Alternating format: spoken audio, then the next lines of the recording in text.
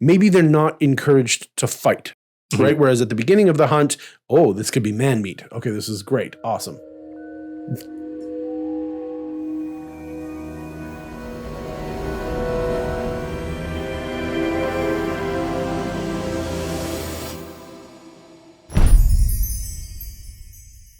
Hey. Hey. How's it going? Good. How are you? Really good. Yeah? Really good. Yeah. Nice. Good news. Good news? Yeah. What's the good news? Well, I don't know if you remember. I don't know if it's still the you or not that heard this at first, but you know how like a few months ago I said I wasn't allowed to play D&D because of my wife? No, but go on. Oh, well, I've convinced her I can play D&D again. So it's good news. It's great news. That sounds really awesome. I'm really happy. I'm really happy. You seem excited. Yeah, it's great. Everyone loves D&D. Yeah, well, I just have one question. Yeah? What's D&D? What do you mean? You don't know what D&D is? No. D and D? Yeah, Dungeons and Dragons. Oh. No, I don't know what that is, but there's a game that It's a role-playing game. You have levels. Oh, wait, it sounds a lot like a game that we have called Fortresses and Furbolgs. F&F. F&F. Yeah. Okay, cool. Well, I mean, yeah, no, it's great. It's great. F&F-U. Oh, well, that's kind of rude. I think I'm just going to move on to this before we get unpleasant in here. Attention. Read out loud exactly what's written on this note or be destroyed and replaced. Welcome to Caffeine Cantrips, the show where we talk about D&D. Oh, I'm screwed. Or else. Greetings. I'm Byron number 248, and may I introduce you to my bestest of teleporting friends, Sean number 143. Hi, nice to meet you. Yes. This week, we tardy-gated flaxen varlets will be finding the back of the wardrobe, heading down to the 8th layer, because we like to chill, and going for a milkshake at the end of the universe. So, pack a pair of comfy socks and your favorite rope. We're delving into the wide, wonderful world of exploration.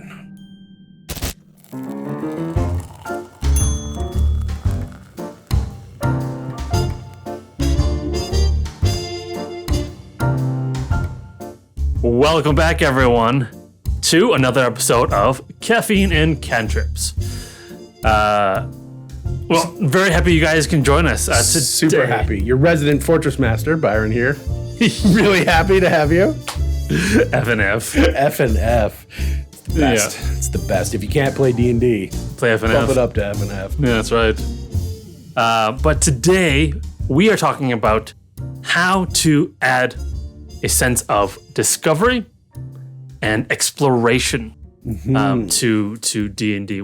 I think we've talked about it previously before, how exploration is one of the main pillars of D&D. Quick quiz for everyone. How many pillars are there to D&D? What are the D&D pillars? It's a great question. And while you're thinking of that, in order to give you more time to answer, it might be a great way to build those pillars upon the strongest digits on your hands, the thumbs. Get those thumbs up and drop it down on those good buttons. The subscribe, follow us. We love it. Come along with us. And then we might just tell you what the other two are. But you already know that. Yeah. You already know. Yeah. You A+ students. Right. I mean, first pillar, of course, is fortresses. Second pillar is furbolgs. Furbolgs and exploration. So with that false start, I think it's really a dynamic thing that not a lot of people really pay attention to when they're going. You're so worried about, did I balance this encounter? You're so worried about, am I on the story beats? Are we moving forward fast enough? Is the pacing right? Is the chip bowl full? All of these things are constantly bombarding you. Yeah, I think this is one of the things that really gets lost. It does get lost.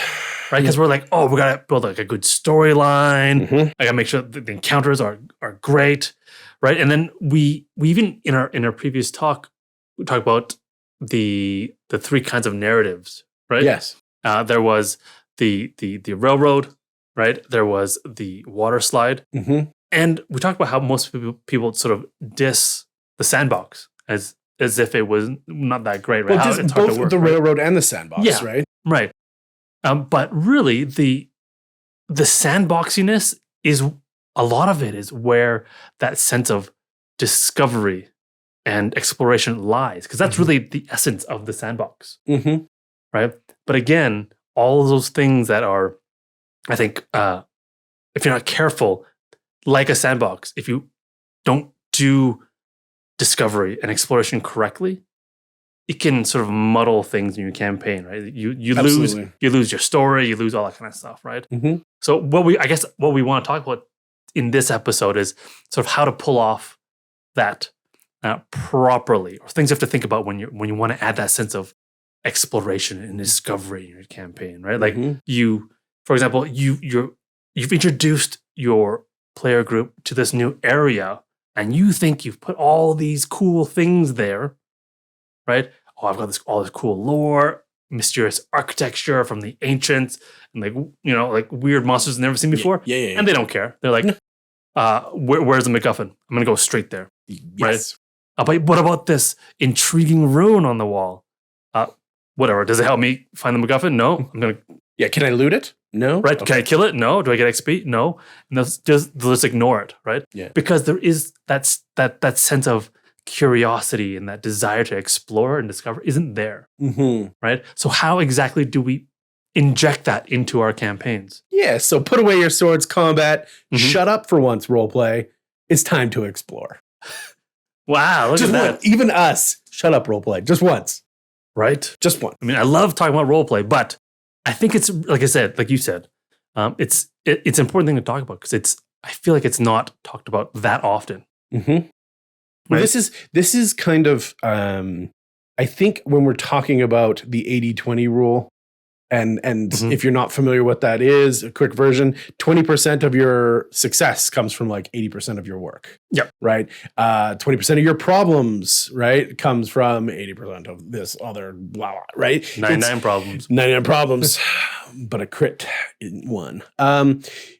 When we break into it a little bit, right, when we're focusing onto these things, I think that the sense, and this is kind of key to what we're talking about today, the sense of discovery and the sense of exploration permeating your campaign is what's going to take you into the higher rungs of your ability to be a DM, be a player, and whatnot, right? And be that person that's fun to be around, or more fun to be around at the table, because you're expressing more for the other people to use, and you're painting a picture that everyone can see and can feel, right? And so these are big things that we have talked about before that are really going to translate into this sense of discovery and sense of exploration to push that forward and really bring out the best that you have. Yep. Yeah. Well, and I think it also brings out the best in what the players have too. Yeah. Right? Not just like DM and players. And why is this sense of discovery and exploration important? I think it's one of the main things. It really sort of gives agency to your players when they feel like they can explore and discover things on their own, right? So then it all of a sudden encourages them to be invested in your campaign in more ways than just, absolutely, I want XP from the next level. Correct. Right. Right. I want to just progress it and just get to the end game as fast as possible, or get to the next multi-class level, or the next spike level of experience. So to get started, I guess I know I've been blabbering for a while. Yeah. But I think one of the key things that you can do to add this, again, sense of exploration and discovery is to make design your campaign as you would normally, but add sort of non-linear elements to it. Because exploration by nature is non-linear. Okay. Right? Because exploration is what's over there. Oh, what's over there? I see something interesting over there. What's over there? There's no set predetermined path that you must go. That's what exploration is. I don't know where I'm going. I'm just I want to find out what's across that hill, to see what's over that fence, or what can I see from that mountaintop, right? Well, and that's a great way to put it, because Mhm. even when you have a set destination, that mountaintop, or find the best way of travel from town A to town B, Yeah. right? Yes, there are mountains in the way. We need to figure out which mountain pass is the safest, right? Right. We want to go in a straight line, but we have to clip the round line to that straight line to figure out what's the best, Yeah. right? Yes. Yeah. Right. And you have to build these elements, these nonlinear elements into your campaign in such a way that encourages your players to explore freely. Mm-hmm. So it motivates them to do their own exploration. Right. And what does that look like exactly, though? When I say nonlinear elements, that seems kind of high level, right? Of a concept. Bring it down. We'll bring it down, right? So it could be as quote unquote simple as adding multiple paths to the next sort of narrative checkpoint in your campaign. Okay. Because I think it's, for example, you have a certain quest for your party. It's like, oh, you need to go find this MacGuffin from the bandits, right? And it tells you where the secret path to the treasure is, right? Having a non-linear or multiple paths is giving sort of multiple options. If you want to, you can go. They have it for sure, like the map to the treasure, or you can go research at this library, right? Or you can find this hermit. I think he lives in this area. He's rumored to know where that is, right? So then the characters or the parties can go to 1, 2, or all 3 if they like. Split the party. Don't split the party. Always split the party. So that's multiple paths. Yes. Right? You could for sure add, I think, secrets and hidden areas into your areas. Into the locations, I should say. And that's good. And I don't want to trample you here, but as a So are you trampling me though? Yeah, as a DM, trample damage incoming. As a DM, you can also provide, it's just like a build-on idea to that. There are 3 ways of going about this, like you said, right? Research, bandits, hermit. Yep. I'm going to attach a separate reward to the back of each one of those that's slightly different, that makes it so that if they do go get the bandits, maybe they have some extra treasure or a little extra item or whatever. If they go to the research, maybe they're going to find out more about, I just... You jump on my gun. Damn, boy. No, but it's good. Great minds think alike. Dropping it right in my boom No, it's good. You said it for me. But it's true. You have to reward the players for their discovery. Yes. If you, or even for right? And so that when they go do it, they get something for that discovery, for exploring, right? If you just, say they go to the bandits, they get the map. If they then choose to go to the hermit, they should get something else. Yeah. Not only just the directions to it, but something that the hermit knows that maybe applies to one of the backstories. Right. Or whereas the bandits would give them like a physical thing, the bandit might give them a story thing, and the research might give them monetary because now they can sell that information. I don't know. But yeah. Like get the reward, get the dopamine hit. And then next time they'll want to do that more. Shout out to right? Happy Episode Times. 17. Yes. Other sort of non-linear elements could be goals. It's funny. Video games are really good at this. Yes. Things like collectibles. Like for example, there is a society of, I don't know, ancient artifact enthusiasts, right? And they know that there's in the world there's these artifacts from a long forgotten civilization, and they just want to study them, right? And if you just put these collectibles items in your world for the characters to find, right? They can collect those and then maybe bring it back to that society and then get something for it, right? Or assemble their own MacGuffin. or whatever, right? Yeah. So collectibles, it can be multiple kind of things. It can be as anything as sort of general as just random artifacts, or it could be collectibles for specific characters, right? Maybe even achievements, right? Like this is a great example of what video games do. Yeah, absolutely. Yeah, but you can use the same kind of things in D&D. You sure can. Right?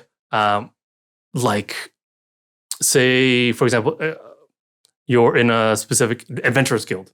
If you achieve certain things, then you will unlock or you'll get sort of higher status, and then you'll get more access to their services, or whatever, right? Along the same line is things that you can unlock new areas, right? Yes. Like now that I'm like a silver level adventurer, now I can go into the training room, or have access to the silver level trainers, right? Or I can go into that area of the library that was forbidden to the copper level, Correct. right? Or unlock new areas, right? Oh, now that you're done service for the Duke, he'll allow you into this area, Yes. right? Of his land, right? Or even unlock entire countries, or maybe unlock like I couldn't leave the country, but now that I'm trustworthy to the government, Right. they'll let me out. And this is another great non-linear progression of power as well. Yep. You know, you did service for your patron, the Duke, the Princess, the Queen, the King, the Dragon, whatever it is. Now I give you access and maybe a parcel of land over there. So not only is this now an area that's open to you, but you own it. Right. This is yours to take control of, right? Building the reward, building the soft power, building the influence simultaneously with building a reward system. Right, on top of mechanical benefits. Now, why wouldn't you? Everybody wants a little tract of land. Right. Nice to have a nice cottage, a couple cows. And give them a reason to explore. Yes. Right. And I think it's also important to not punish them for exploring it, for exploring in general. Right. Like maybe if they're like, oh, it's, I don't know, the prince got kidnapped. You need to find him within 24 hours or he's lost. The prince. Right. And then they're like, oh, but I've got this tract of land. I'm just going to go explore for a while. Yeah, I need to go harvest some carrots. Right. Maybe that's punishing that way. But you're punishing them not because they went to explore. You punish them because they didn't do the time-sensitive thing, right? So, carrots are pretty time sensitive. So that way, sort of put things in your world to explore, right? And to find and discover and reward your players for doing that.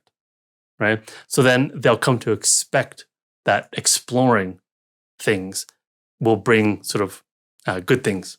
Right? And they'll associate those good feelings of discovery and getting that sort of little spikes of endorphins and dopamine as sort of associating it with exploration. So then they're looking forward to that, and they're sort of primed to investigate more, to look a little deeper, to be more curious, because you never know what's behind that door or what's in that dark corner or down that alley, right? Right.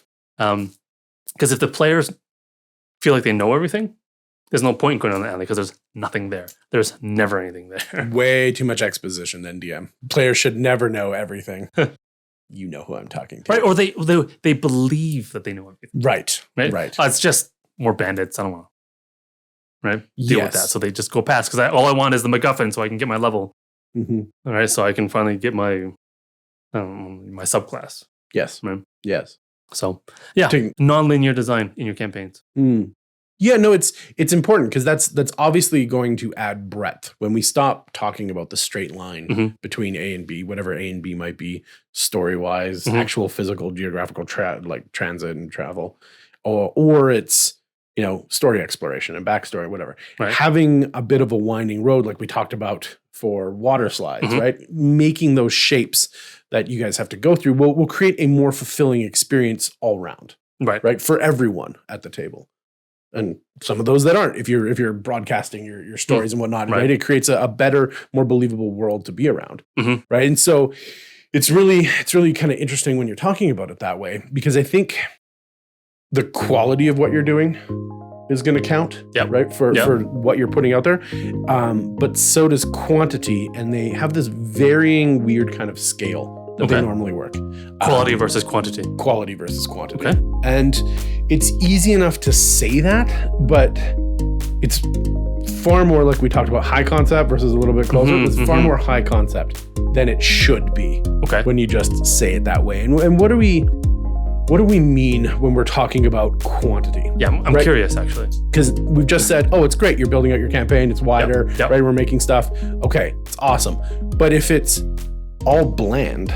Mm-hmm. More is not more, right? You should have spent more time on less. Right. And built that out more and created more there for your players to discover, to explore, to whatever, right? Instead of making 3 mountain valleys that they have to go through, well, why not just pack it into one cool one, right? Why do we need 3 if there's no discernible difference between them? Right. Right. And so there's a diversity that we need to try and create as world builders, as storytellers, as imagination wonderland people that we are. I think that there has to be at least a base of communication that we can build and work on where quantity does become useful to us. Right. And in such, I would suggest that if you want to build a mountainous area, if you want to build a forest, if you want to build an oceanic or a coastline kind of area, when we're talking about just sheer exploration of filling out your map, right? Oh, okay. Create, in this case, create diversity that reflects things that actually happen in real life. What does a coastline look like? I don't know. Check out Google Maps, right? Right. Go check it out. See what's going on. See the cute little ruffles in Finland, as Douglas Adams would tell us to, and check that out to see what's going on there, because those are real world things that have real world stories behind them, right? Our world is a story around us. And so when we use these things, it's a beautiful, pristine white sand beach. Right. It carries on all the way to the horizon of just a soft, simple slope that leads into the ocean. Okay, great. What does that mean? What does that inform you around, right? What can we do with that and why?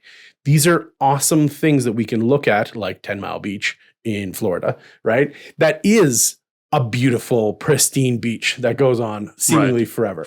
Use those real world examples. I mean, your anime does it. Your movies do it. Everything's based on something, right? So go out and find that real world thing, because then you can pull out a picture.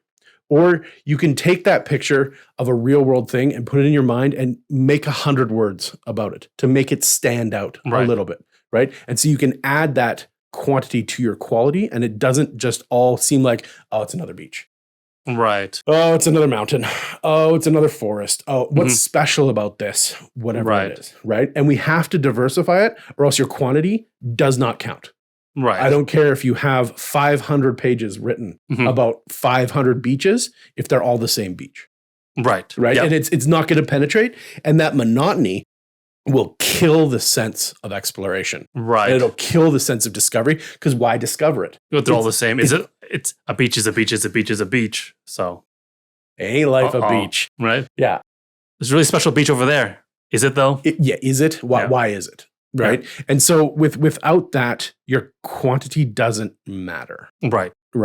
And that might be rough to hear, right? But when we look at a real world kind of embutment of, it's beach, and then it's a rocky shoal, and then it's a cove, and then it's a this, and then it's a that, and you see that actual shoreline, okay, I know that I can do that in my campaign. I know that I can push my PCs off the coastline, because this is rocky. You can't pass it unless you have a boat. You can go oceanside or you're going inland, but you can't keep walking along the water source.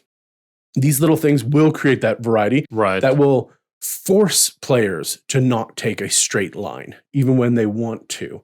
Right. And so you can encourage that kind of exploration behind it as well. And that lets the story work for you. Right. If you're building a sea shanty mystery, right, then a nice pristine beach is not what's going to create a sense of dread and create a mystery. Like, the rocky shoals and the crags that come up out of the waves that, countless boats have lost themselves upon, right? Right. That's what's going to create that interest beyond what's happening.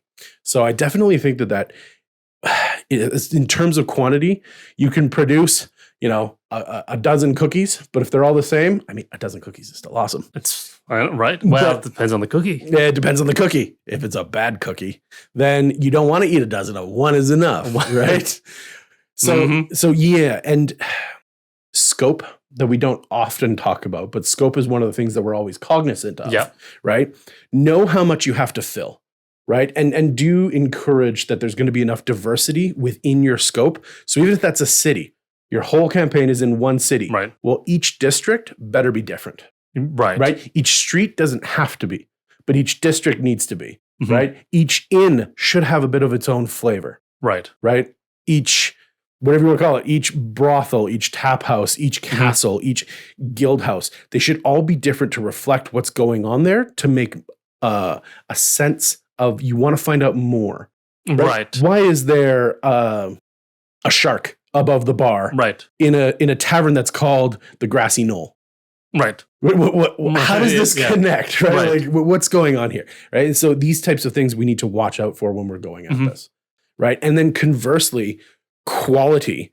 Quality is the other kind of Achilles heel to what can happen. We can focus so much on one thing to make it super and perfect and awesome. And we spend hours of prep on it, and the PCs just walk right by. And you're like, ooh, I need to get them in there somehow. It's a shark in a grassy knoll. It's a shark on the grassy knoll, guys. It's a shark. Where's the bandit? I need to talk to him. Is there a hermit here? No. Okay, peace. It's a real killer when you make something super awesome and you spend time on it. And so the question is how much is too much? And really that's going to be reflective of how much your players can absorb in any given kind of moment. Right? Because if you keep throwing things at them and they've tuned out because they're bored or they're checking their emails or whatever, right? Then you got to pick up the pace, and less, more acute information is going to be better for you, right? Conversely, oh yeah, there's a shark above the bar and it's a grassy knoll. Well, why is the shark above the bar? I don't know. I know too little about this bar. I just thought a shark above the bar would be cool. I forgot that I called it the grassy knoll. I don't actually know why it's there. Why don't you tell me why it's there? No, it doesn't work that way. Yeah. Right? You break that fourth wall of discovery when you stop, essentially, and this is going to be the how much is too much, how much is too little. Kind of the happy medium is that metaphor of the duck on water. Of yes, on top you're calm and pristine. And I like how you got that metaphor right this time. You're churning. Yes, thank you. I'm metaphorically fantastic. Can you be the duck? Can you be, in all outward presentation, confident, calm, and very easygoing about what's happening? Or are you internally and then expressing worry, like, oh, I didn't do this, I didn't do that, I got to tap dance now, I got to do this, I got to do that, and you get overwhelmed and flustered and whatnot? I think that happy medium between quantity and quality is, can you do it with grace and confidence? Right. Do you know enough about it that yes, you have some story, yes, you have some cute intrigue or some cool stuff for them to figure out, but also if they go, who's that in the corner? I'm just going to go hang out and sit with them. Okay, well, yeah, I do know that there's probably some dwarves that go to this grassy knoll. Why? Because this is a mining town. And so they're miners and they've just come, they just got their paycheck. They're spending a few coins and having a nice meal and whatnot. That's what they're doing and that's what they're celebrating tonight. No big deal. I got this. Right? As long as you feel like you kind of in the ballpark of you got this, I think you're in the right zone. Right. And you can't always be ready for everything. PCs are F and F PCs. You gotta be ready for those left and right turns as they go about what they're doing, because they think that they're being progressive and moving forward in the right way. And it's not what you expected. This happens. And so once again, if we can take a step out and expand our scope and still be comfortable as they move in between these scenarios, that's what's going to allow you to allow them the confidence in you to experience what's going on. When they're not worried about, oh, I know you didn't have anything planned for this. Sorry about that, but I still want to go talk to that person over there. You're like, oh, okay. Yeah, cool. All right, fine. I guess I'll just figure it out.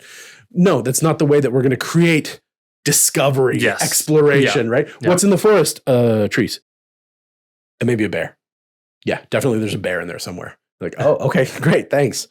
Thanks for that Nat 20 survival check. I really appreciate that there's a bear in here somewhere. Cool. And then you introduce Cocaine Bear. But, okay, great. These things, these things, I think that you'll find for your style that as long as you can do it with confidence, you're gonna win. At the end of the day, you're gonna find a victory in your storytelling. But if you go beyond that confidence, and that's where you start to get into shaky legs and troubled waters, that's when you need to reflect and go back to your prep, or reflect Right. and go back to your pre-game kind of whatever it is that you do, and go, okay, I need a little bit more here. Yeah, like quality. Need a little bit more quality, right? Right. Yeah, not so much out, a little bit more up type thing. Right. Yeah, I think that's really going to be a key focus. At least for me, it is a key focus of how far is too far. It's when I can't explain it anymore, and so I need to backtrack and then build it out, Right. build it up, Right. and then out, and then up, and then out as I go. But that's just my style. Yeah. No, it's an interesting concept that you have of quantity versus quality. Because quantity, it makes me think that it's not, because you said like a beach is a beach. If it's the same old beach, it doesn't matter if it's another beach or another mountain, if all the mountains are the same. Because the quantity is good. More is better, like you said. But instead of just having so many beaches that are the same, maybe it's an interesting idea to think of, instead of locations, with cool things to see, like, oh, it's a nice beach. But why should that location matter to the characters? Like, think of it more of, instead of sort of cool visual locations, you need to add sort of points of interest, right? To every sort of location, it has to be interesting to the players and the characters. Like, they need to care about it. Like, that's why I think people will just walk by your amazing shark, My shark-infested tavern. in the grass knoll, right? Right, because they just don't care, and you've given them no reason to care about the shark, right? But maybe you've established, a while back, that flying sharks are a thing and they're super magical, and if right Canon. Yep. right, and then when they see it, they're like, is that one of those crazy magic sharks that fly? Right, and if it's important to you've made it important already, then often they'll notice it. Yeah. Right. But again, I think getting the players to notice the things that you want them to notice is sometimes, like you said, tricky. Right? But you can, I think, because the trick is, like, how blunt should I be? Like, of course, I should give them a hint, right? That's the. Well, we know that historically, when you're doing, as the players, who to talk to in the tavern. And the fact that you go to random Boblin the Goblin instead of the brooding, wizard in the corner with his pipe smoking softly and joining in with the fireplace and the blah, blah, blah, blah, blah. And I'm describing the wizard for 3 sentences here. Oh, and there's some random people in here. And the PCs are like, Goblin. Right? You're like, Like, how do I tell my players to go talk to the wizard without telling them, yes, go talk to the wizard? Even old cartoons did this too. Like, you knew what the interactable object was on the cartoon screen because it was brighter than the rest. Like, you knew that was laid over the background. Right. You knew without knowing or without them telling you. Yeah. You knew that was the interactable. Again, I'm going to reference video game. Yes. Because they do that. Like, I mean, some video games rarely have a narrator that says, go talk to the wizard because he's the one you need to talk to. But that's tongue in cheek, right? Video game designers and cartoon designers and even television set design, movie design, they are very good at using the environment itself to tell a story, right? To give that hint to the players and to guide them to where the designer, the DM, wants them to go. Shout out to Chekhov. Chekhov. Kipton. Not that Chekhov. Oh, no? Which one? Chekhov's gun. That Chekhov, the playwright. I don't know this. Chekhov. Quick story. Chekhov, I don't know his first name, his last name was a playwright that essentially said, if I'm writing a play and there's a gun on the mantle in the first act, someone must incorporate or someone must use the gun before the third act. Right? If I'm going to put it out there, somebody should use it, or there needs to be a reason for that to be there as an interactable. Right. So if you're going to describe it, have a reason for it.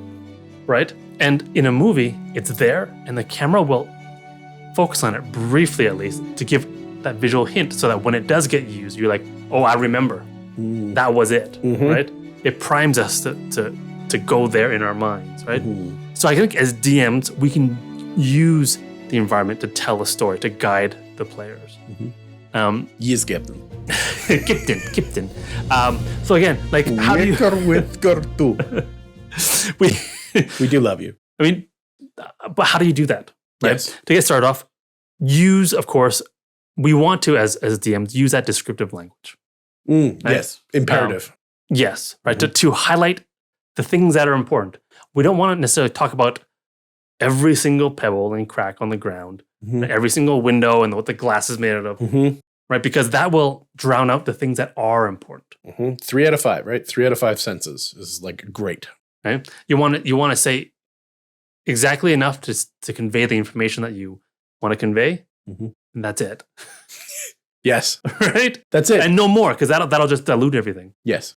Right? So that's that quantity versus quality once again. Yes. Right? If we keep describing every person's haircut, nobody cares. Everything should be quality. Correct. Right? So like to get that sense that we talked about of exploration, we want to put secrets and hidden areas, right? But we need to put clues so the players can know that there is something here, maybe. Right? Because if you don't give them any clues, they'll walk by, right? Or just stumble upon it. Yeah, or they'll do nothing because there's no clue about how to move forward. Yeah. Right? So, there has to be a secret door in this room. There's no secret door. But you want to give them a challenge. You want to just Correct. Or you roll an investigation check. You find a note, and the note says, the third brick on the mantle, open it, there's a note that tells you where the map to the treasure is. I mean, but the other way, these ancient ruins that you've traveled through, the room is filled with dust, except for a few footprints leading to nothing in the middle of the floor. Right? You're like, okay, that's your hint, right? And then, and if they're listening, then they're like, oh, trapdoor. Yeah, and right, because investigation checks, perception checks, don't really lend to a sense of exploration. They do not. Right? They do not. Because it's, I don't know, like, I failed my perception check. That means I can't explore on my own. What does that mean, right? So if you want to do that, use your descriptive language and the environment to give those clues. For example, say they're walking through, I don't know, some laboratory where there's some chimeras that have been experimented on. It's been emptied out. So we think. Yes, right? some sort of cursed beast. But someone finds a door hidden behind there. Open it, great. There's a hallway. It's a big room. And there's a big cage. Heavy, but it's been broken out of from the inside. Right, then you look at it, then you're like, what? From the inside? And that's a clue that players will naturally think probably something escaped. Now it's that curiosity. What escaped? I don't know. I can look for maybe footprints. Is it the chimera that I'm hunting? Right? Yeah. It's a clue without saying that it's a... Well, and there's so much more that you can do from that, right? Yeah. Like, is it big? We know it's strong because it broke out, but how big is the bend in the bars that are open, right? Is this a large creature? Is this a small creature? Are we doing it? Is there blood on there? What color is the blood, right? There's lots of information that you can glean from that little, but that's digging into that one point. It's recognizing it and then exploring it, discovering what's going on there. And think about using not just visual cues, but audio cues, like smell, right? Touch. Maybe you walk across one wall, and all of a sudden you feel a breeze coming from the wall. Right? That's the hint. The sensory cues, yeah. Right? Or you hear water running, and it shouldn't be there. Right? So just clues, like how you get the environment to tell your story without having your players roll that perception check. And if they get high enough, then they'll tell you. Right? Just tell them, and they get to figure out and discover what is making that water sound. Why is there wind coming up from that side of the wall? That's a great way to tell them without telling them. There's wind coming in. Oh, okay. So what I'm telling you is that there's a secret door. But I'm not telling you that there's a secret door because I don't want to spoon feed you. I don't want to take away your sense of victory. Because that's the reward. Yes. Right? That's I'm going to search it. You found a secret door. Yeah. Yay. Because I did, right? And what's behind there? The whatever, right? More exploration. Yeah. Ta-da! Well, more of what you love. Yes. And again, I guess another way is having those sort of cues, it's sort of a way to sort of interact with the environment for the characters, right? The wind on the door, that's fairly passive. Mm-hmm. But you can do it even more actively. Be like, oh, you found something, or you have something that you've got from, I don't know, the quest giver, and now you can use that to help you find the thing that you're supposed to find. And so you're interacting with the environment now. You can actively explore with something that's been given to you for the sole purpose of exploring. Sure. Right? So that you've inbuilt that sense of exploration and the desire to explore in your quest. As a player, don't be afraid to add to it, right? Oh, we're in a tropical forest, aka a jungle. Well, I want to swing on some vines, right? So DM, can I swing across the vine? Because there's no chandeliers present. We're not in a grand ballroom. I want to swing on the vines and then swing across the gap.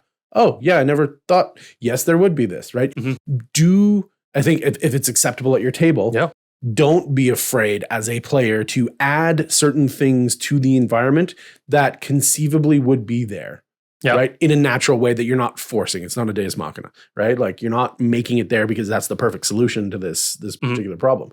And that way players can also create more exploration within it. Like what else could be here? What else could I use? What else can you find a rock? Yes. No matter where you are, you can probably find a rock on the ground, right? And use that to whatever you need to use that for. So don't be afraid. Don't just be given as a player, quote unquote, given, thing and just accept it.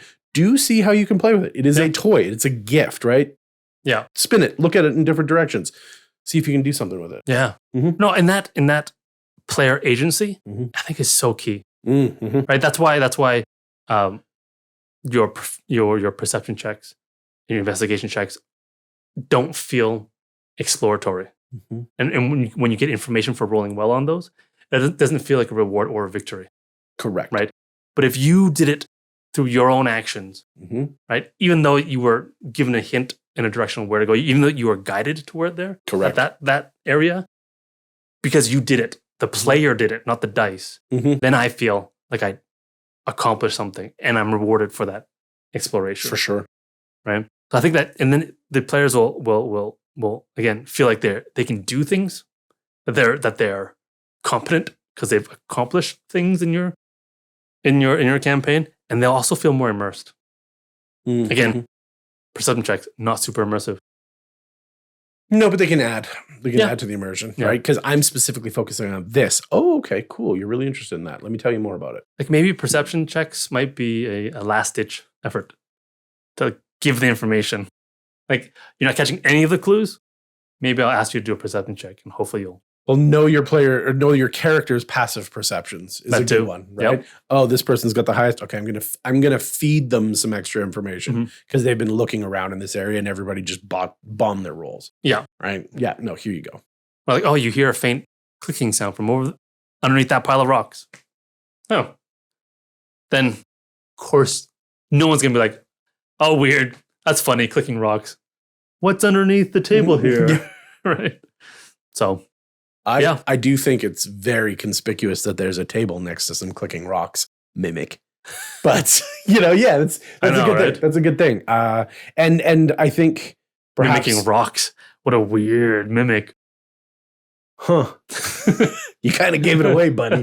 That is really interesting. Yeah. That is really interesting. Any other kind of ideas that you have about that? I have lots of ideas. Do you? That's amazing. Because I think that, touching back on the quality versus quantity thing, rolls and checks can be a great way of implied quantity. You're traveling across the land. I don't want to talk about your boring day of traveling or 3 or 5 or whatever. Skill check it out for me. We're just going to move ahead, and then I'm going to narrate with a wide, vivid sense of language about what's happened in the last few days to make it seem interesting enough that you might want to go back there for whatever reason and explore there further. But I don't necessarily want to take up everyone's time at the table describing a monotonous day of travel after a monotonous day of travel after a monotonous day. Because maybe I'm a DM that doesn't feel that like random encounters are in my game. Right. Why would there just be a bunch of bandits out in the middle of some unexplored land? No, it doesn't work for me. Okay. So you're just traveling and you're traveling and you're traveling. And you're traveling. And instead of going, okay, you do 4 days of travel, just throw me a quick survival check, throw me a little this. Okay, on my little prep. Okay, you guys came across, a fallen tree. in the road, and you did this and you did that and blah, blah, blah. Okay, cool. That's what happened. And so there's some stuff going on, but not enough that we need to really role play it out. So let's just do a quick check, and we're going to imply that that forest is really cool. And then I've got it all prepped out, and we're ready to explore every square inch of it. But really, for what we're doing right now, I want to get you to the cooler place to discover. Right? Your goal is the mountaintop, not the forest floor underneath. The cool stuff starts happening at the base of the mountain. We're going to get you to the mountain, so we're all having fun. We're going to get through the boring stuff. Maybe on the way back, the forest is more interesting. But on the way there, it's quiet. Right. And so I think that there is a place for checks. Yeah. I would argue. No, you know what? You're right. Like right now. Oh? Yeah. I'm going to roll this D20. Yeah. For my like and subscribes check. Ooh, DC 10. It's an 11. It's an 11. He saves. That means you got to like and subscribe. That's right. And also, if you have time, come check us out. Support the channel in our other spots. We're on Spotify, Apple Play, Google Play. We're on all the big ones. All the plays. And we're also on Patreon. Come check us out. We're still young and growing like a puppy. We need our puppy chow. So please give us a spoonful, and we'll grow up to be big, strong, healthy dogs. Everyone loves doggos. Heel doggos. Yeah. Heel doggos. Don't kick babies. Heel dog. Heel doggos. But yes, please come support us. We really appreciate however you're consuming this media, wherever it is. So you the real MVP. But yeah, throw us a like, throw us a subscribe. Feeds the algorithm, and the algorithm wants to become a big, strong doggo too. So there you go. So we all need a scoop. 2 scoops. 2 scoops of subscribes. In every bowl. Yes. Yeah. So now we're all fed. Let's keep going. Yeah. Man's got to eat. Dog's got to eat. Dog's got to eat. Speaking of which. Speaking of dogs and eating. Well, in this case, cats. But you brought up before the interesting concept of always having a reward at the end of it, right? Yep. And I think maybe we need to bring in our little friend Schrodinger, and not his cat, but Schrodinger's loot, right? So there's loot and there's no loot. There's loot and there's no loot until you discover it. There's loot in them there hills, or there's no loot in them there hills. Both. I want to go to that town where they all speak in a form of Schrodinger. Anyway, yes, those NPCs are great. There's a town there and there's no town there. There's no town. At night, there's no town. Until you go there. But I went there was no town. Schrodinger's town. It was a Thursday. So when we're going there, I think make sure and be careful when you are doing rewards for exploration, because we do want to essentially subsidize. We want to make sure that we're encouraging the right type of play at the game table. Right. And we do that through rewards, through how we embellish our words, how we talk about things, how we move from A to B.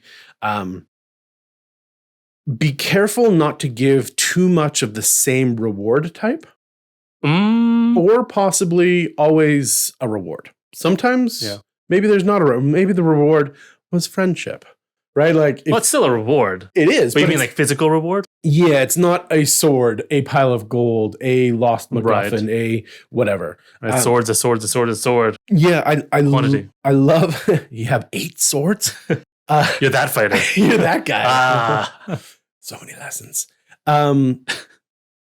I like the idea of assembling something from the old world that you brought up earlier. Okay. Because that's here's a reward that really only comes into completion in endgame, right? I'm gonna build something and we're gonna create it and it's cool, but it's not necessarily useful to you right now. So that we don't encourage power creep in the party. And that power creep can come from too much money to buy too many things. Right. So that the party then turns that wealth into items that makes them stronger, or they just buy magical items, or they just find magical items, or they just do this.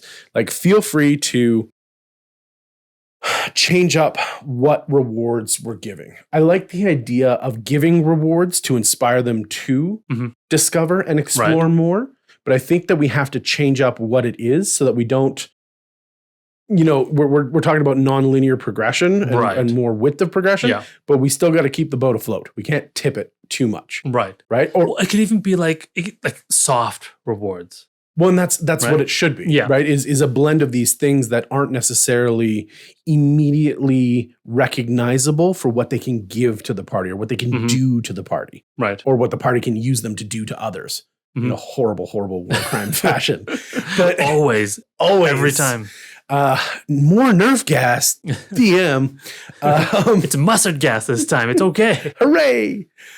These things we gotta watch out for. Wow. We really gotta watch out for. That's a weird campaign. I just went places. But beyond that, right? Yeah. I do think that we need to make sure that when there is the possibility of loot or possibility of a reward, that we do watch what we're doing, because this jumps right back to quality and quantity, right? Tons of loot, no bueno, right? Yeah. You're going to unbalance something, caveat, unless you've really planned this out, because there needs to be a power spike. Right. I know that at the end of this tunnel cave system that they're going through, I have placed rust monsters. I am going to chew through the party's gear like they don't know. But I'm going to give them a bunch of money so that when they survive their way back to town, they can buy new gear. Right. And this was all a part of, they want to upgrade from chainmail to plate mail. Okay, blah, blah, blah, blah. I'm going to afford that to them, but I'm going to take away some as part of this exploration discovery, show them that this area is dangerous, but I'm not going to really punish them. It's a short-term punishment with a long-term gain. Yeah, I don't know if I like that either, because it feels bad as a player to be like, not to the druid. You give me money just to take it away. I'd rather the DM just give me sort of, if it's too dangerous to give me loot, give me other things like prestige, right? Or access to that fancy bar that all the cool guys from this association go to. That now these players can't go to because they didn't do that. I did, right? Sure. I'm the one who did explore. Well, you can't necessarily tell what's going to happen in that combat with the rust monsters either. Right. What they're going to lose. But I did pad this dungeon with enough to make you guys happy in the long run. I did look at what the worst possible outcome was, short of a TPK, right, and decided to make it viable for you, right? And now maybe this area is full of these guys. Oh, now we know that there's a bunch of warrens that we might go down to and check this stuff out, risking our items because now we know what's down there. But maybe the reward is worth the risk, right? Or maybe we downgrade our gear and we take our B level stuff in there because we're okay if we lose it. It's Ironwood sword now. There you go. Right? Druids rejoice. Eat this. Shillala, whatever. Shillelagh? Shillelagh. Shillelagh. Shalala. Shalala. And I'm Chinese. What do you want? More. I expect more out of you. So I think that when we're doing this, it's ESL at best. It's a good idea at best. It's a good idea to go forth. I'm gonna get canceled for this. He's my friend, everyone. He's laughing. When we're looking at this, the encouragement is really going to dictate part of that subsidy idea, right? I'm encouraging you to do this. I'm encouraging you with loot or with soft power or with whatever you want to call it, influence, because you did clean out the cellars for this person or that or whatever, right? Encouraging these things is really important. And something that goes beyond what's over that hill or what's on the other side of these mountains or what's across that ocean is stopping play and asking the characters, not the players, the characters, how do you feel being out here? How do you feel about that majestic 300-foot waterfall that you guys took lunch at? Does that come back to you? And how does your character feel about that? He or she has never seen a waterfall before. They've lived in a desert. This is a place where water constantly falls almost from the sky when you're standing at the base of it. How does that make your character feel? Really grind into the players. Interesting. That the characters are experiencing foreign alien landscapes that are not alien to you, the DM, who's built the world and seen it all, and from deserts to glaciers and everything in between. But the character hasn't. Right. The character needs to be a representative of their backstory coming into this. So stop and be like, yeah, how was that? What was did your character draw it down? I know that your character likes to do some charcoal sketches or something. Right. What charcoal sketches did your character take? Right, as we skip ahead 3 days. Mhm. Right. Hey, what did you sketch? Give me at least 3 things that your character sketched that they Right. saw. Right, and then it's kind of a reverse building. But yeah, you were Right. traveling through the forest, and we did see a deer. Okay, cool. Mhm. He sketched a deer for the first time. Well, we did see this. We did see that. Let there be time to enjoy and kind of soak in that sense Right. of discovery, Right. right? Because that'll be the point that maybe they realize that they're actually doing something cool, Mm-hmm. right? How many times in games have we seen a mountain pass, a forest, a desert valley, Right. blah, blah, blah, blah, blah, all of these different scapes? Too many. I can't count. Yep. But the character, I can count. Right. And that number is 1, right? It's funny as humans in the modern world, we're so desensitized Yes. to all these things that Mhm. that a character in the D&D world wouldn't be. Mm-hmm. It's interesting to be able to put yourself into the shoes of your character, like we're supposed to do anyways. Like you're supposed to, But in that really, way, to really. try to forget that, Mhm. hey, like this character's never seen this before. Mhm. It should be something. It should be something awe-inspiring, right? Right. The first time that you went to fill in the blank national park here, Mhm. right? Like the first time that you went and experienced a hike up a mountain, or the first time that you went sailing on a lake or an ocean, completely different, right? But you know that it's different because you've done it as a person. But the Mhm. first time you did it, remember back to when you were a kid, first time you went to Disneyland, if you've had the luck to go to Disneyland, I haven't, he has, So many times. right? And it's the wonder I love and it. the magical Love it. nature of it. There needs to be, because we do this in real life, Mhm. even if it's super fast, just because of how we work and we need to go on and move, but we can experience something over the next 5 minutes, over the next 10 minutes. We don't allot our characters the same thing, No.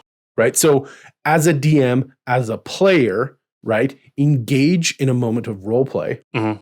Engage in your watch partner as you're sitting there making sure that no wolves come and steal the halfling out of their bed, whatever it is, Right. right?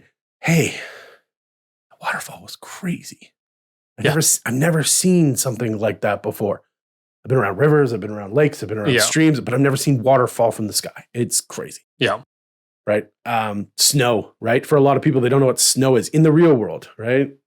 We are Canadian. We know snow. the but these 60% things of the year. can be new and Yeah. they can be exciting and wonderful and amazing. Let your PCs enjoy that, right? Even so much to say as use NPCs to reinforce that. If you as the DM don't want to directly say characters, RP time, check it out, Yeah. right? Use an NPC. Oh, first time to the forest. Or did you see the ancient blue woods? Right? You must have seen them. You must have passed right through the grove if you took the west road. Right. Right? You're like, oh, well, we did. What was your favorite thing? Did you listen to them sing? Yeah. Did you hear the whistling? Right? And you're like, there's whistling?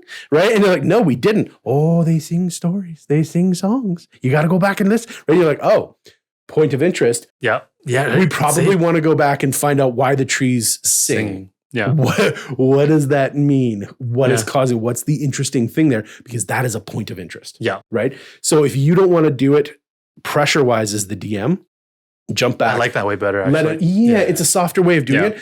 But then you get to RP. You're also initiating RP Yes. because it's RP through the NPC, right?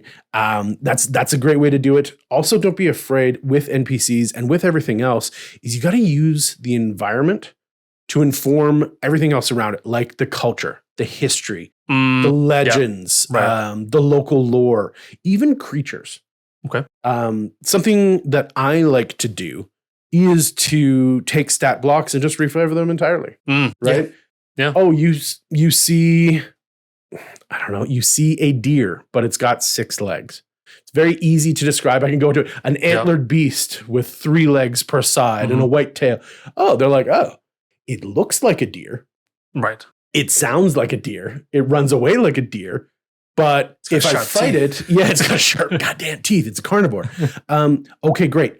This is So creepy. taking something that I thought I knew, Mhm. right? And then changing it entirely. So now I need to rediscover and I need to re-explore and re-examine all of my own perspectives. Right. Everything in this forest is not what it seems. It Yeah. looks like a rabbit. It's probably got fire breath. Yeah. Right? It's a rodent of unusual size, right? Like it's something extra going on here that I could look over and very easily bypass as a character, right? Because, it's another deer. It's another this. It's another that. We see them. They're no threat to us in real life as players. Oh, well, shit. They are now. Right? They are different. They are unique. They are there living in their world. And so don't be afraid to go out on a limb and create some interesting things. Because... Well, you should. You should. It's not even going on a limb. Just go and do it. Yeah, I think kind of going full circle on the point is when we go back to real life and we look at what kind of diversity is there and then we emulate it, we need to build a mundane world in a fantastical setting. Right. And so its base level is not mundane. Its base level is fantastical. Yeah. But the scaffolding behind it is that's just what's normal for this area. Right. But it's your first time. So it's like your first time visiting a foreign country. Oh, they drive on the wrong side of the road. Why do they drive on the wrong side of the road? Right. There's reasons for that. And you can go and explore that. Right. But you have to discover it to get that information in the first place. It's not the wrong side of the road. To them, it's the right side. It's correct. Right. That's correct. 100%. Yeah.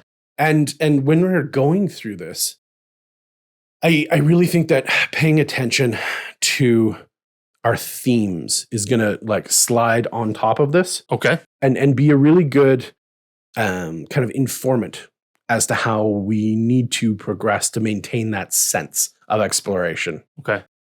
And so what I'm talking about here is really paying attention to what kind of genre you have in your story. Okay. Because the genre counts. Talking about things like romantic comedy. If it's... Well, I was thinking kind of like horror, suspense. If it's action-based. Romantic it's comedy. Like a Meg Ryan rom-com style theme. Meg, if you play D&D or F&F, send us a DM. Hey, we will get Tom somehow. We'll make this happen. Caffeine Cantrips, we swear to thee. Yes. Genre counts. Right. So we need to... Sleepless in Baldur's Gate. Sleepless in Baldur's Gate. Xanathar is always sleepless. Well, they want him to dream. So, yes. Horror is a good one. Yes. Because it's a nice, strong, bold flavor that we can sink our teeth into. I think important to create those senses of exploration, of discovery, we need to also create a sense of like isolation. Right? Use the environment to also create these sense of maybe you split up your party. Maybe your party's all together, but they're not. Well, how can that be? Well, they're running through a cornfield. Right. I need a survival check so you can see, or a perception check, better, that you can see the person running in front of you in the cornfield and you don't get diverted. Right? Oh, they're faster than you? Give me that with disadvantage. Da-da. And then all of a sudden the party just starts splitting up. Why do we have dwarves in this party? I think Monsters of the Multiverse increased everybody's base speed to 30. Oh, did they? So like, why do we have a barbarian and a monk who are outrunning everything? They should be in the back taking the hits, right? But like a sense of isolation using the environment. Yeah. Right? Even another great way of doing it is perhaps you've got party members going out for the daily hunt. And you're next to said waterfall, but the roar of the waterfall basin means that you can't yell back and forth anymore to signal people. And someone's in trouble. Something has happened. Yeah. And now you've used the environment to isolate that person in a weirdly natural way. Right. Not forcing it. I'm not putting you guys separate, but the environment itself is twisting in a way that's at your disadvantage. Right. We need to overcome, but this is the horror setting, right? This is specifically a horror setting that we're talking about. Jump scares. Discovery has its downsides. Oh. Right? You want to check out that dark corner? You want to look at those rocks that's clicking? Clicking rocks? Yeah, go for it. Check it out. You touch it? You touch it with your skin, right? Like with your actual skin that's attached to you like on your finger? Glove hand? Yeah, for sure. 2 gloves? 3 gloves? How many gloves you got? These types of things do create... Now, if you can actually jump scare your players, I know... famously like Travis of Critical Role, he cannot handle suspense and whatnot. He jump scares very easily. Yeah. But if you can create that as the DM, right? Do big hand movements, do loud, expressive kind of things. Right. Whatever it is, change the level of your voice. Did that work? Yeah, a little bit. Nice. A little bit. It's easy, guys. It's super easy. You just got to get them distracted. Also, shout out to our headphone users. Hopefully, post will fix that. Jump scares. Jump scares. These things need to be there to satisfy the genre, but it's another storytelling mechanism that we can do it with, right? Yeah. Simultaneously, in this one, discovery should be paired with the sense of dread. To be scared of what you might discover. I need to go through that door. Or the thing that we're looking for is probably in the bedroom. The bedroom door is closed. It's always the worst when you're like, I'm walking on the path and all of a sudden you hear a growl from like right beside you, like right in the bushes somewhere in front of you. And you're like, I gotta go forward though, because that if I leave the path, I'll not reach the town. Mm-hmm. Oh gosh. And you quietly and you carefully go. Mm-hmm. You pass the point, there's nothing. Mm-hmm. And then, you walk another half an hour and all of a sudden a big wolf jumps up at you. And you're like, there, that's the growl. There it is. Yeah. Right? Yeah. He was just waiting for his buddies. Typical wolves. So those types of things are there, right? And do the fake outs in those and whatnot, right? Mm-hmm. Discovery is not always met with negative, right? You don't always open the door to the BBEG. Well, it is a reward because that's what the players reward. are there for, for the scares. Yes. Right? Is for that suspense. Yes. Like me, I don't like jump scares. I don't like that kind of horror. Mm-hmm. So I don't watch horror movies. Mm-hmm. I watch rom-coms. Shout out to Meg. All the movies I've watched. Yeah. So that is the reward, right? The scare, the fear. Mm-hmm. The dread is a reward in hindsight. Type 2 fun, right? Moving on to suspense. Yep. Since you said that, creating something that is an elusive danger. So we're traveling through the forest. We see tracks of something. It's got big claws. We don't know if this is a predator or an herbivore, right? Because we don't, everything that we know about forests, we don't know about forests. Because this is a fantastic forest. It's pretty fantastic forest. Fantastic forest. Oh. You hear those trees singing? No, this is suspense. So yes, you're tracking something that's tracking you. Yeah, right? There's a skinwalker that's, hey, and it sounds just like one of your party members, right? There's an elusive danger out there. Tracks like scar marks, claw marks on trees, right? Something showing you that you're not supposed to be there. Ectomorph plasma, I don't know, whatever. Well, you found the hermit, but he's been clawed and disemboweled. Mm-hmm. Right? He's mostly okay, though. Right? Well, and the blood and tracks lead to the cellar. Yes. And you're like, and that suspense is there, right? And that's what is it? Yeah. Are we equipped to deal with it? Yeah. Right? Because it could be anything from a hungry bear, right, to something way worse. Mm-hmm. Right. Mm-hmm. And because maybe we've fed a little bit of the lore and a little bit of the culture out to them with previous NPCs. Yeah. Don't go into them singing woods.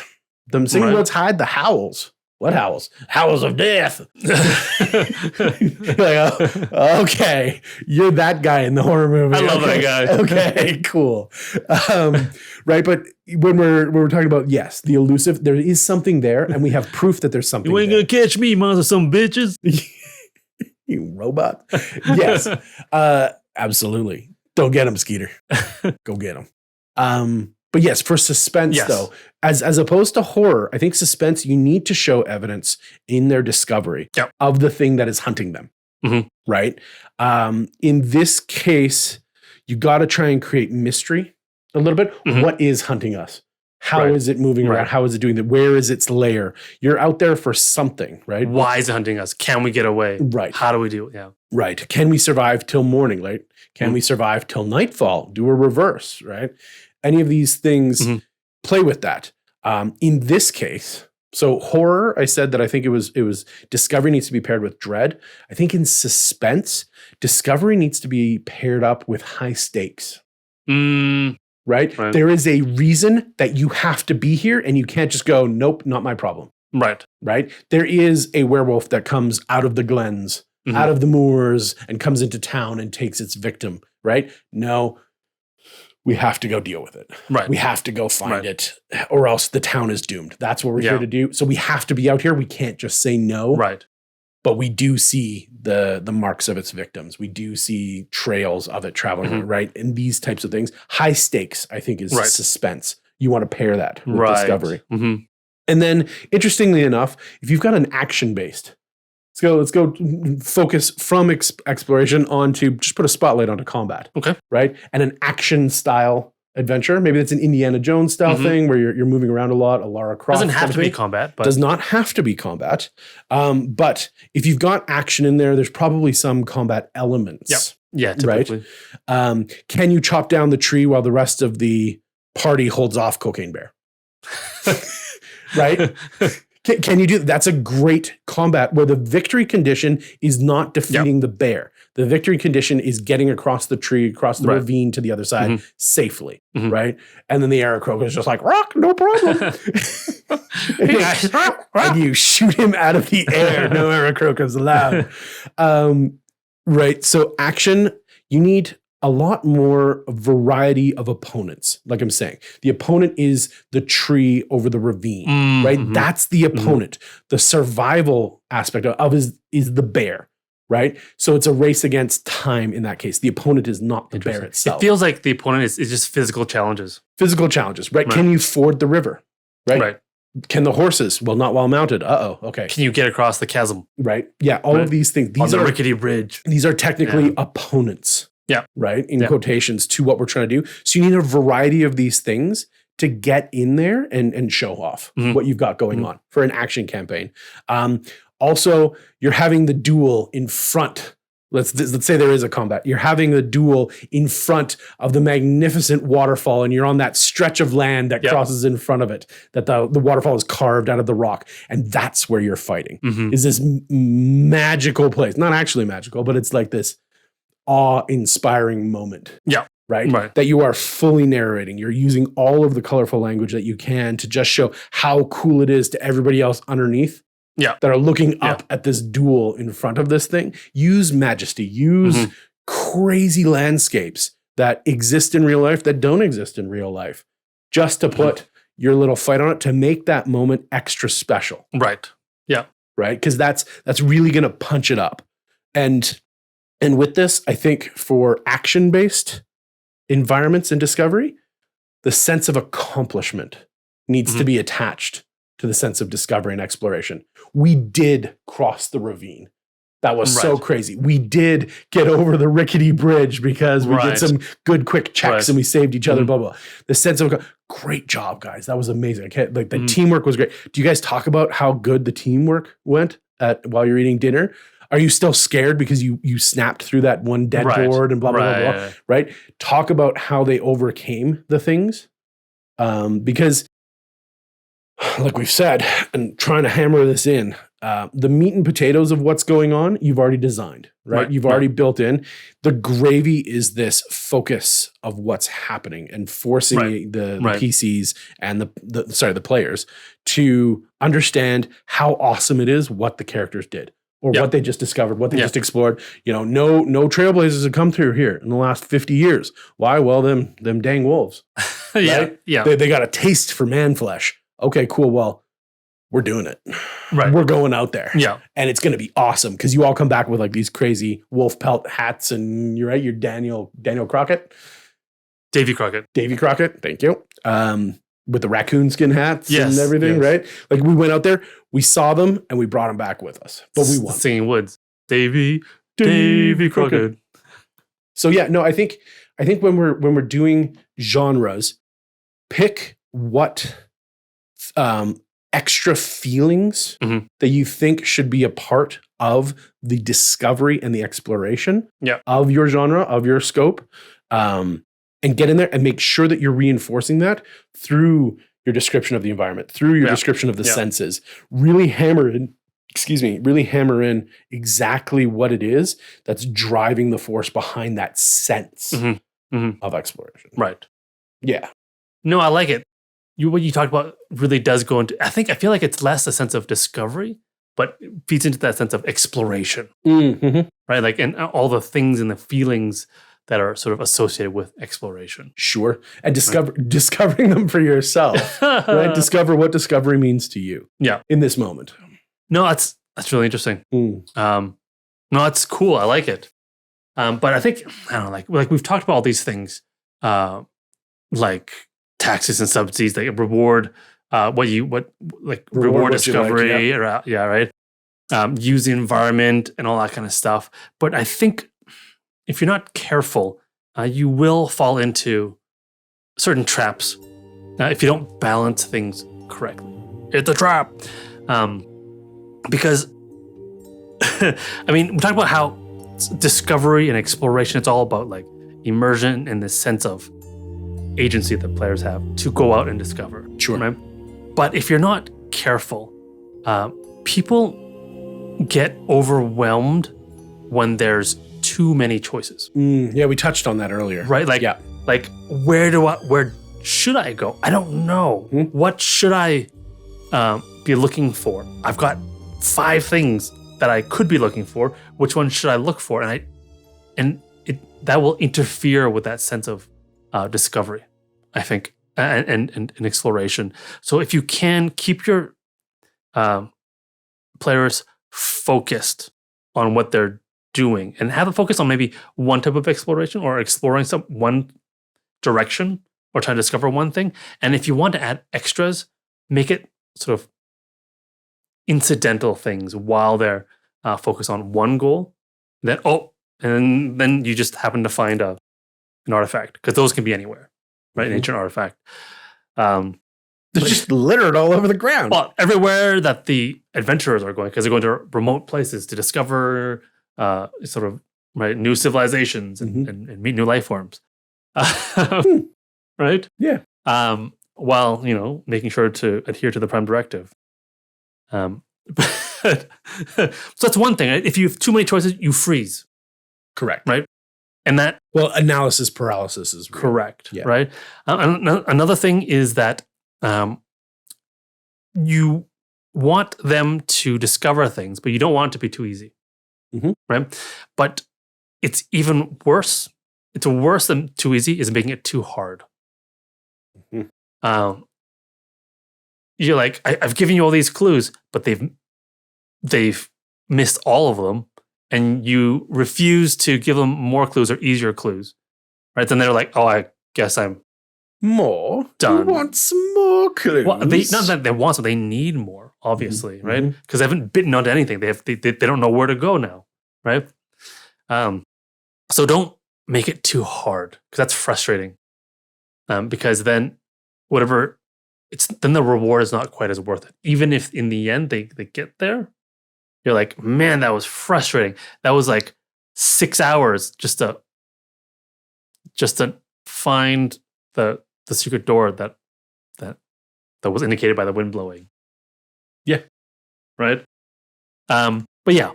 So when you are sort of putting those elements, those discovery and exploration elements into your campaign, like I said, don't make it too difficult, or at least don't punish your players for trying, like for exploring, even if they don't find anything. I don't try to just punish them for that failure. Correct. Right.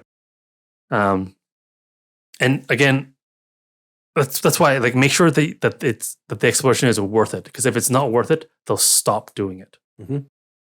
Right. So, for the love of everything that is good, if you put a waterfall, at some point, please put a secret cave behind there.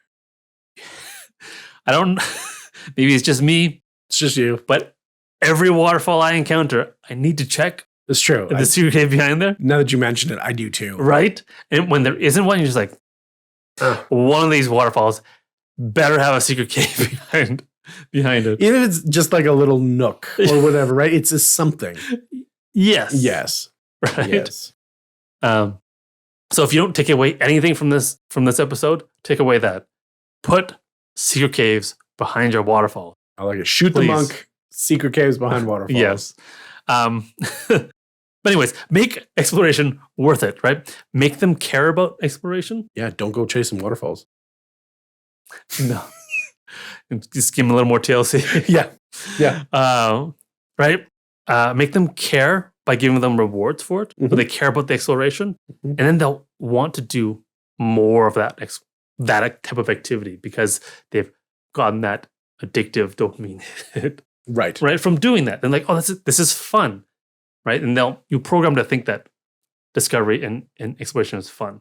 Well, Right. it's an interesting thing that you bring up, is because when we're world building, we need to understand that when we do put essentially a prize at the end of the whatever, right? The exploration, the discovery, you are creating a canonical rule about your world, right?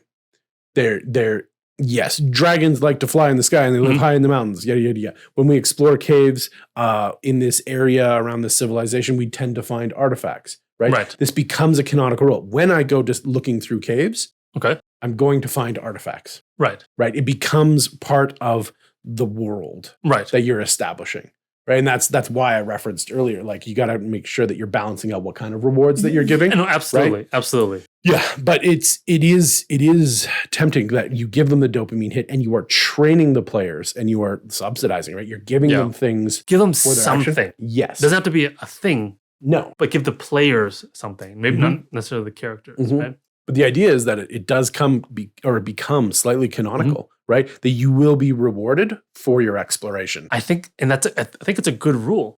Just you be wanna aware that encourage it that. is, Yeah. right? Because you are training, Yeah. right? Just like Pavlov, ring the bell, get a treat. Because I don't think you should necessarily let your players do anything that's a worthless. Oh, right? Ooh, Right? Sure. I mean, like that's just a waste of everyone's time. Right? Because it doesn't build anything. I mean, if maybe you want to build a sense of hopelessness in them, sure, that has a I don't know, for some reason. I need to train you into futility. There's a purpose behind it, but all it does is waste my time as a DM and waste their time and we all feel that way. That's a waste of time. Don't Interesting. do that. Interesting. I think a little bit's okay. I think not denying the player agency and letting them make bad decisions, if you put warning lights ahead of it and be like, it's probably not going to be an effective use of your time. No, I absolutely want to go, okay. Yeah, you go. I'm not going to stop you from doing what you really want to do. Maybe you have a plan that I don't know about as a DM, or vice versa, whatever. One player wants to do it, one player doesn't. Yeah. I still think there should be something. Maybe not a lot, but something. Well, because if it's zero, then you just, I don't know. It just, like I said, you feel like I just did something and I got nothing for it. I tried something and I got nothing for it. So maybe next time I won't try anything. But the player who's doing it is thinking that there is something or the possibility. They believe that they're doing something that's working towards the goal. So if you're the storyteller or the DM at the table, you kind of need to go into a rapid fire brainstorm of what are they looking for? And ask them. You can just ask them. Right? What do you think you look for? Right? Yeah. But there should be something. I don't think you should try to avoid those kind of situations as much as possible. I agree, but I do think enough rope out to let them kind of do it and then go, okay, let's just finish this off maybe with a check or maybe with whatever. You don't actually find anything there, right? But asking them is a great idea. Yeah. Oh, I hadn't thought about, I could have put a piece there. You know what? Okay, let's do it. Right. This is my confident tap dance. I mean, even having those little side sort of questy things is great. Because like you didn't find what you wanted, but you found an artifact. If it makes sense, or whatever, like a guild coin, I don't know, whatever. Those artifacts are everywhere. The artifacts are everywhere. But yes, but then like you said, that like what is the like maybe some tables are fine with that, wasting some time, right? But every table again will have different levels of sort of what's too many choices, what's not enough choices, what's too difficult, right, and what's too easy. And this is where I think the players need to help the DMs, right? Because the DM doesn't know. What does the DM know? I think we can all agree DMs know far less than they would like to. So the players need to help the DMs, right? Let them know. Like you speak up, say like, "Hey, you know what? This is right. Like this was too hard. I was super frustrated." Right? Oh yeah, absolutely. Right. Or like I don't know what to do. I feel a little bit lost. Right. Then you have that discussion. It's I think it's quite important. And then eventually the DM and the players will find sort of an equilibrium spot, and then you can the necessity to talk about that will become less and less and less and less. Right. And then that's great. you'll find this perfect sweet spot that you can just cruise along until you finish the campaign, like 10 years later. Hopefully. But yeah, I know that's sort of, I know, I think that's the big things I have in my mind when it comes to sort of pitfalls that you might fall into when trying to insert more discovery and exploration in your campaign. I don't know, can you think of anything? As far as pitfalls? Yeah. Like I kind of said before, depending on how you're doing it, there's a lot of different ways to make sure that you don't fall into a pitfall, and that's that gravy that I was talking about. Make sure that there's a reason, right? If you're doing an exploration, okay, great. You're doing random encounter tables, okay, great. You roll 1d2 giants. Okay, you got 1d2 giants coming here. What are the giants doing? It's a simple question. Right. What were they doing when the PCs came upon them? Were they out hunting? Were they successful at hunting?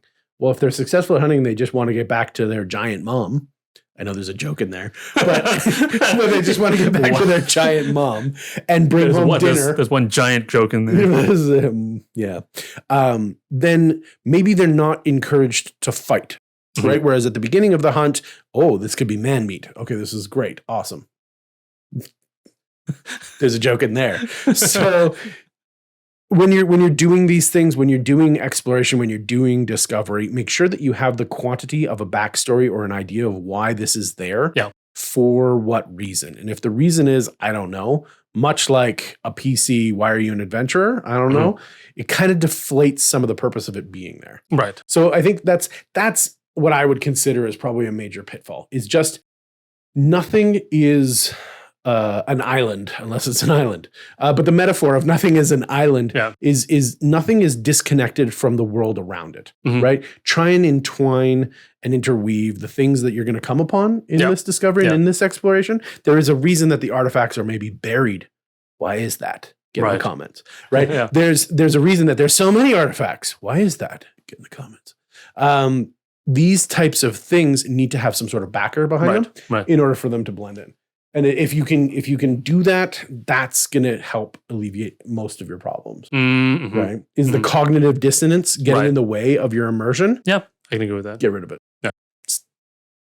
Throw it out.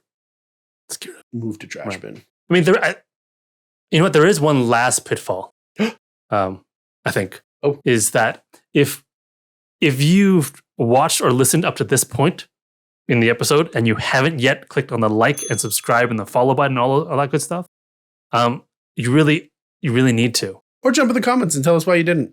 Well, exactly. Well, I'm actually really curious to know. Yeah. Right? Yeah. Help us discover why, right? Yeah. You haven't clicked on the like and subscribe. But of course you have, right? Because we will reward you if you do. Yeah. He passed his check earlier. Right? I can play, see, your likes and subscribes on our previous episodes, right, is what helped me to convince my wife to let me play D&D again. Real world consequence. I know. It's true. So please continue to do that so I can keep playing D&D. Oh, wow. I never thought about that. Right? Yeah. Right? And I really appreciate that. Yeah. Oh, they like that you can play D&D again. Hilarious. I also appreciate everyone watching until this point and listening to until this point. Thank you very much for joining us. Yeah. For today's episode. It's been fun. Hopefully you learned a thing or two. And if not, then you will discover what's going to happen in our next podcast. Right? Our next podcast is going to be a waterfall. If you watch, there will be a secret cave in the end. You're a secret cave. All right. As always, I am Byron. And I'm Sean. And this was Caffeine and Cantrips. Thank you so much once again for joining us. Have yourself a great day. Or else.